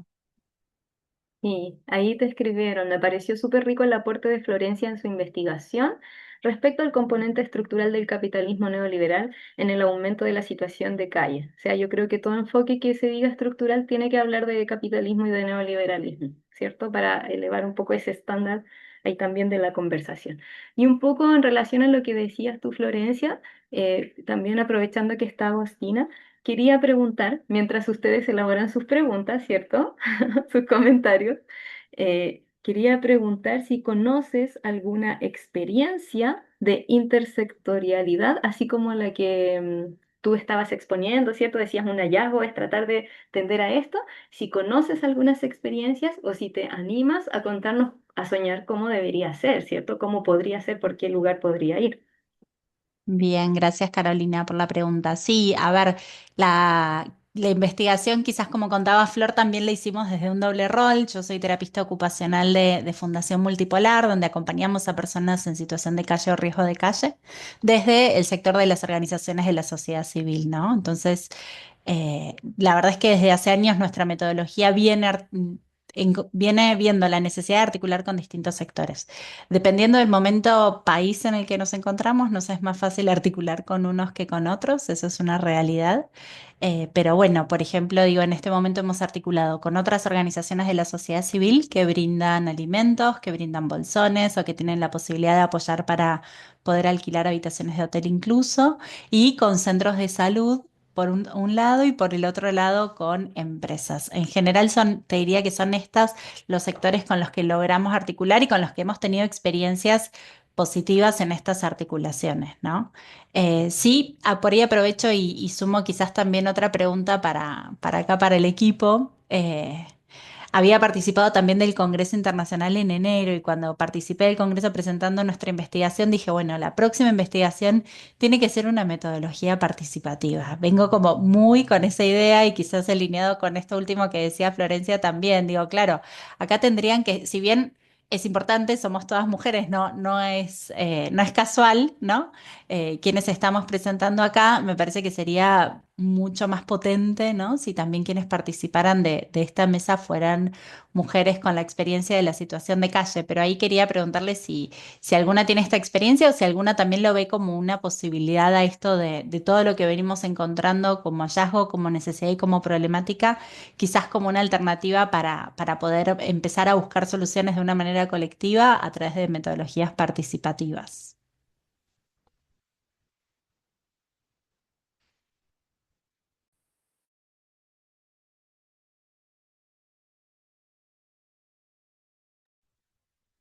Dejo pregunta al aire. Quien quiera, por ahí no solo de quienes se expusieron, a lo mejor también alguien que está acá escuchándonos quiere sumar algún aporte, bienvenido sea.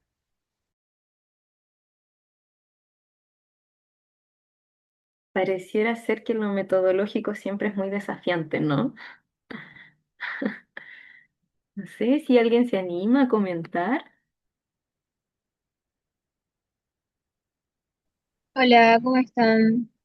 No sé si se me Hola. escucha bien, si la veo.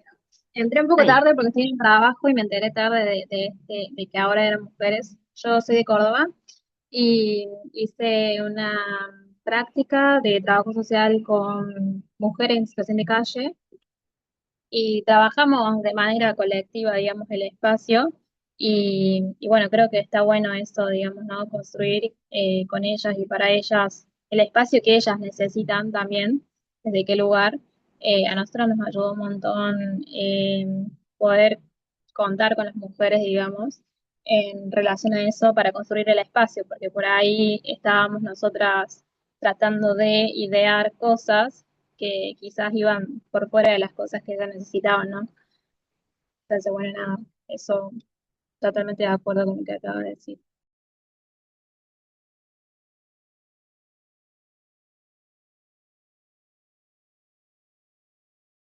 Muchas gracias por el comentario. ¿Alguien más tiene algún comentario respecto de ese punto? Por ahí me parece que está re bueno esto que traes a vos y solo para compartir, como bueno, el espacio de sociabilidad por los márgenes tiene esa lógica. De hecho, acá está el Inter, la vi hace un ratito dando vueltas, que es una de las compas. Y también digo, hay otras experiencias como la de las compañeras de No Tan Distintes, que también tienen alguna, digo, para traer, como bueno, después podemos seguir investigando, es complejo.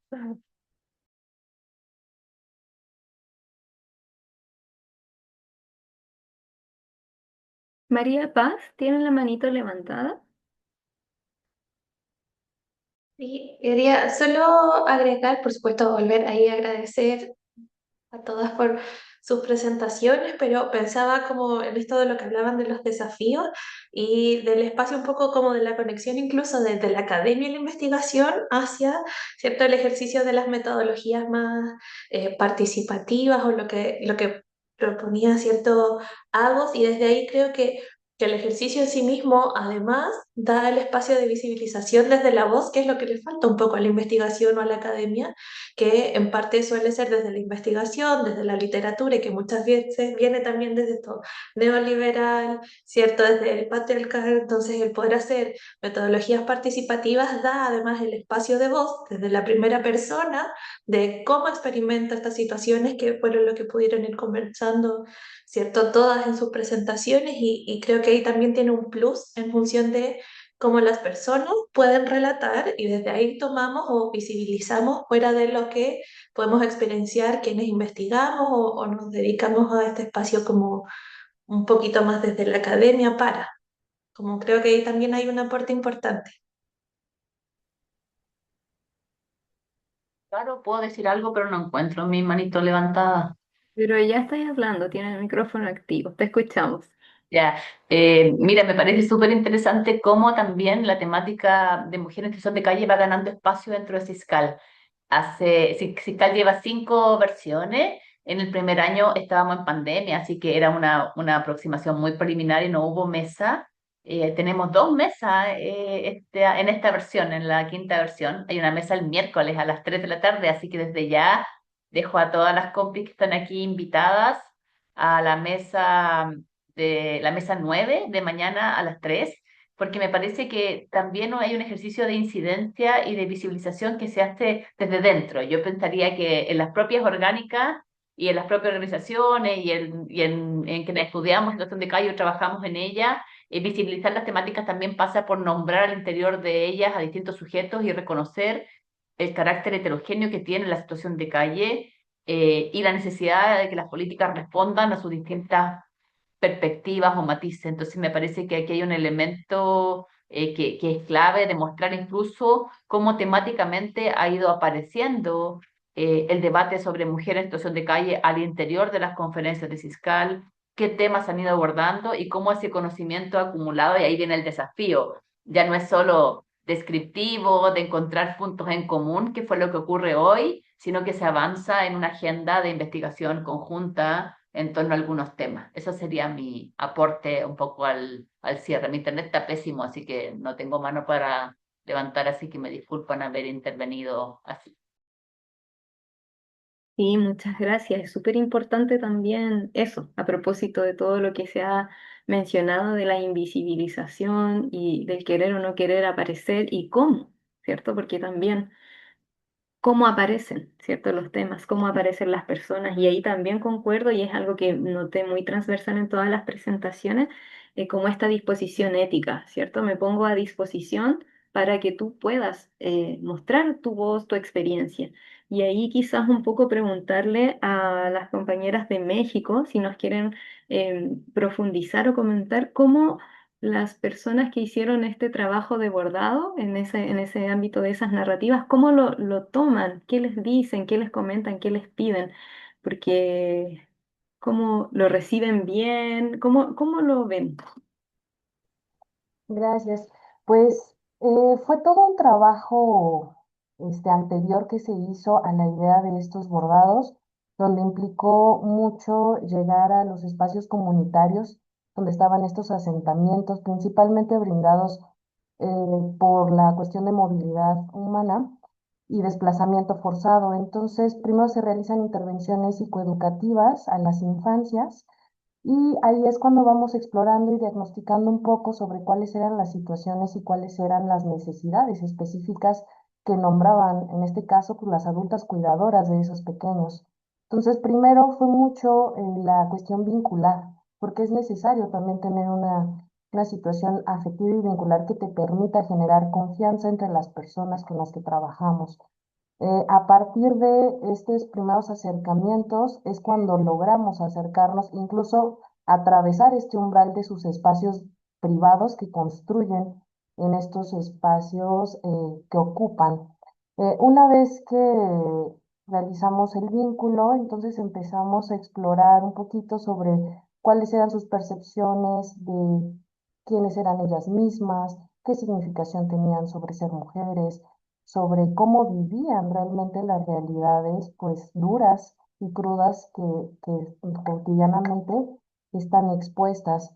Una vez que hicimos como este pequeño diagnóstico de ver qué tanto podíamos nosotros acercarnos, llegamos justamente con la propuesta de, oye, ¿qué te parecería si podemos trabajar con una situación de bordar, ir bordando mientras nosotros pues platicamos, que nos cuentes tu historia, qué te parece?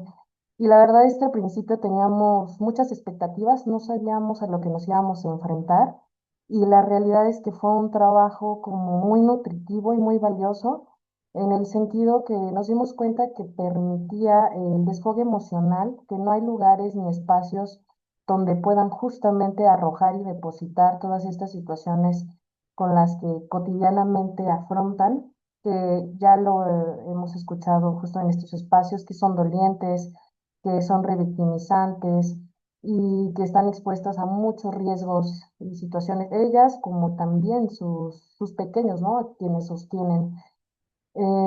Fueron sesiones que aproximadamente de 2 horas, ¿no? Un par de sesiones donde nos pudimos adentrar un poco justamente en que vayan reconectando su historia, su memoria, el que pudieran ir abordando su propia historia y bajo esta consigna de que todas tenemos el derecho a contar la verdad sobre nuestra propia historia, ¿no? También desde estos movimientos. Y aquí en México particularmente se da lo de los pañuelos, las pañoletas, de ahí viene como mucho la idea de qué sí pueden visibilizar. Y unas de las experiencias en las que rescatamos decían, es que yo quiero que sea visible, esto que me pasó a mí, quiero que se diga, que se hable, que no se quede aquí en el campamento. Y eso es lo que se nos hace como muy valioso. Y tal vez recuperar toda esa historia en un solo momento es complicadísimo, pero tratamos de compartirles lo que ubicamos a manera muy sistemática, pero la experiencia con la que nosotras vivimos, pues se queda, pues con un trabajo posterior donde creemos que hay todavía más rutas para sensibilizar a las mujeres sobre la situación que viven. Muchas veces no se asumen como que están viviendo una situación de calle al tener una estructura física distinta a la que normalmente, al menos aquí en México, se mira, ¿no? Que puede ser una casita de lona, puede ser hecha con otros materiales, pero el que implique una madera, hay un cambio simbólico en la reconstrucción del espacio público y privado. Entonces es mucho desde el reto, desde sensibilizar cuál es el proceso y cuál es la situación que viven y de qué manera nosotras también tenemos la posibilidad de acercar estos espacios institucionales del Estado y de las organizaciones civiles a cuáles pueden dirigirse cuando la institución ya no alcanza como a cubrir esta parte. Entonces yo creo que nos quedamos con ese reto. ¿Tú tienes algo más que aportarnos? Pues nada más que no nada más por nombrar o encasillar a estas mujeres de movilidad como personas en situación de calle, solo por decir, sino también ver en qué políticas públicas pueden ser de apoyo, de ayuda para ellas mismas y qué es lo que les beneficia más a ellas y a los niños y las niñas. Entonces, solo con eso y también pues sí, estas estructuras, una madre nos comentaba es que yo no vivo en situación de calle porque vivir en situación de calle es estar en una carpa y nosotros no tenemos esa carpa, tenemos un techo. Entonces, esta parte que comentaba ahí de sensibilizar y también eh, tener como un grupo de apoyo entre ellas mismas, porque se quedó pendiente incluso formar un grupo entre las mismas madres en el campamento, un WhatsApp en el que podríamos como tener una conexión con ellas más, más cercana y también brindar como estas ayudas para accesos a servicios también incluso en el médico, porque muchas de estas mujeres no cuentan con los papeles, al igual que las mujeres de situación de calle, entonces en los espacios médicos pues no son atendidas y es como vulnerar el derecho a la salud que se debe de tener. Y pues nada, eso. Muchas gracias. Qué importante venir a presentar una conferencia e irse con retos, ¿no? Como lo plantearon ellas, es un reto, ¿cierto? Y bueno, un poco lo último y para hacer un punto de engranaje, hemos hablado de lo estructural, del capitalismo, de lo neoliberal, pero también desde abajo hacia arriba, de lo micropolítico. Salió mencionada NTD por ahí, acá esta experiencia de las narrativas. Entonces yo creo que el desafío es tan grande como que hay que mirar todo eso. Y a mí me parece, voy a ver ahí si es que Anita quiere responder o no, a mí me parece que un articulante clave dentro de la política pública y el desafío también para la política pública es justamente esto que tú mencionaste de la agencia situada, porque en el fondo es mirar esta agencia, mirar esto que ellas dicen, queremos que se sepa esto, ¿cierto? Cómo eso se vuelve un desafío, cómo eso resuena en la política pública para que sea un abordaje un poquitito que tensione más hacia lo estructural. Entonces, desde ahí, Anita, preguntarte solamente, porque son tremendos temas, si has Mm. pensado en eso o si conoces alguna iniciativa en específica, incluso, no sé, experiencias o ideas o autores que hablen de eso. Sí, uy, a mí se me olvidó agradecer porque este espacio ha sido maravilloso. Siempre hay un componente terapéutico, yo encuentro, cuando nos encontramos varias mujeres, ¿no?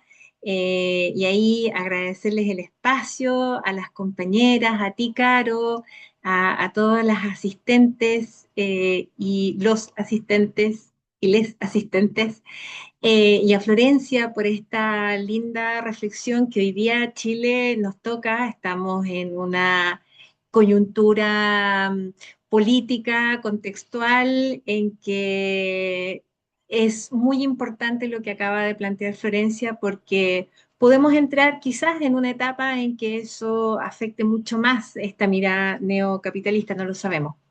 Eh, y decisiones macro afectan la vida cotidiana de muchas personas. Entonces quería primero dejar establecido eso. Estoy muy contenta de poder haber participado de esta experiencia. Quiero contarles que me pasó mucho con estas 3 entrevistas. Yo después hice este mismo estudio con entrevistas en España y no hubo entrevista en que no termináramos llorando, conmovidos, contándonos además cómo las experiencias de mujeres que no están en situación de calle se replican con la vida en calle en términos de los servicios androcéntricos, las estructuras patriarcales, lo difícil que es ser mujer, que yo sé que hemos visto mucho en redes sociales estos típicos dibujos de la mujer con la gran mochila escalando la misma pirámide que un hombre o personas en otras condiciones y que tienen mucho más oportunidades y menos pesos, ¿no? Cómo la mujer sigue cargando con la carga mental, cómo nosotras seguimos, a propósito de esta mirada neocapitalista, no estoy respondiendo todavía a lo que la Caro me dice, pero quería compartir esta experiencia o estas reflexiones, cómo nosotras, las mujeres en general, somos parte importante del PIB de nuestros países y eso también se invisibiliza. Entonces creo que por ahí hay mucho, mucho que conversar y las mujeres que están en situación de calle nos llevan a esa conversación. Respecto de lo que me preguntas de la agencia situada, creo que es un tema tan grande porque todas hacemos agencia situada, independiente de la condición en la que estamos. Todas buscamos sobrevivir, situarnos, buscamos las formas de resistir en lo que a cada una le cabe en su contexto. Y en la calle eso es mucho más importante. No son víctimas eh, en el sentido de que buscan resistir. Hay muchas cosas que por tiempo no pude contar en la presentación, pero por ejemplo, eh, en otras experiencias se hablaba y se conversaba mucho por qué la mujer no se asocia con otras mujeres, que sería tan importante cuando estamos pensando en la calle. Y muchas veces está esta mirada neoliberal de la desconfianza de esa otra, y paradójicamente, ¿por qué se busca la figura masculina como la protección cuando las mujeres unidas sí somos un piño grande que sí puede resistir la violencia y las múltiples violencias de las que no solo sufrimos nosotras, sino todas, más la calle? Esa agencia situada tiene harta riqueza de creatividad, de formas de adaptación, de formas de resistir y de sostener la dignidad de alguna manera. Eso, si uno lo lleva a una mirada de política pública, no existe. O sea, soy bien categórica en decirlo, no existe. O sea, las mujeres apenas existimos, y no quiero llevarlo a una cosa súper apocalíptico, pero es así, menos las mujeres en situación de calle y luego menos las formas de agencia.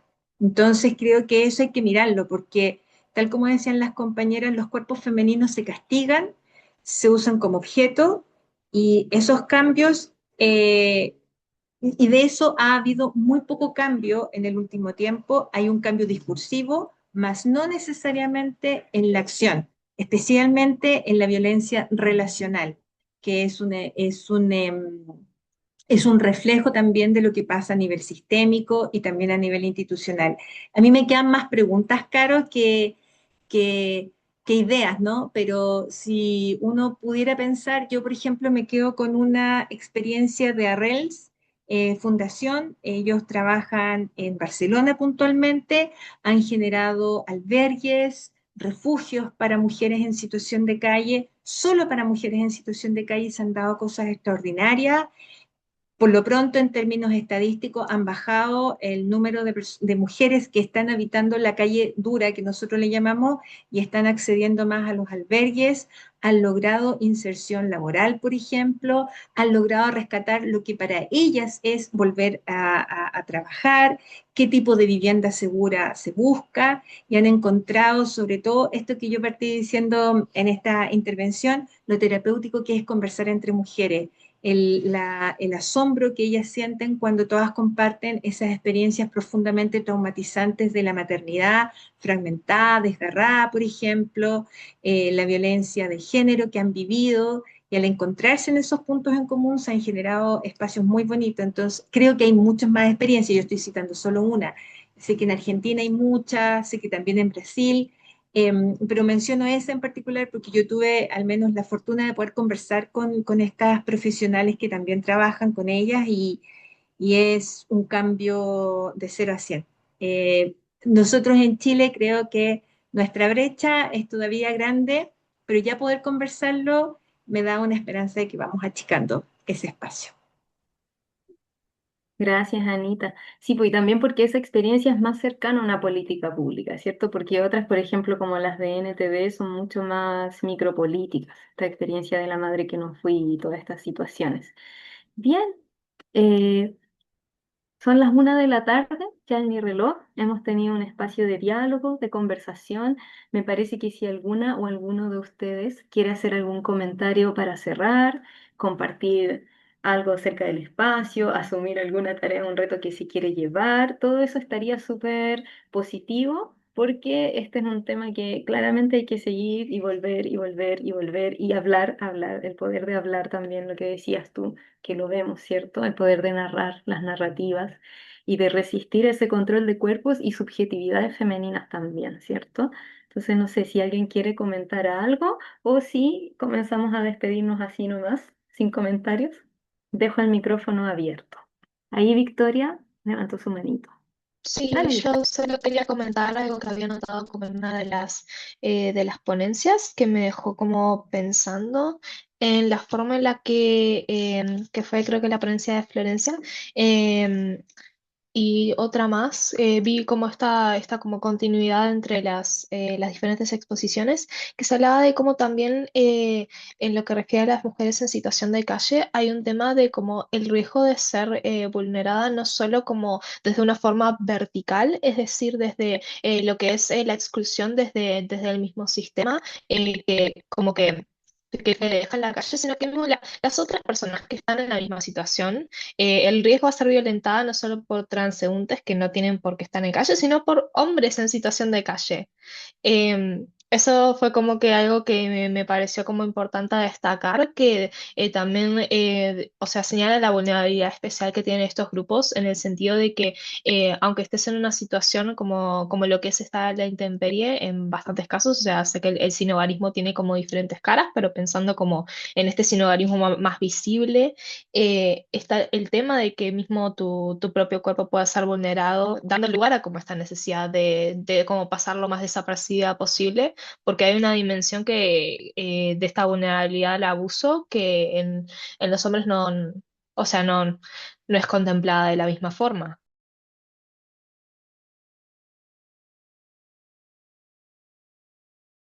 Muchas gracias. Sí, eso habla como de la múltiple violencia a la que están expuestas y de todas las posibles vulneraciones.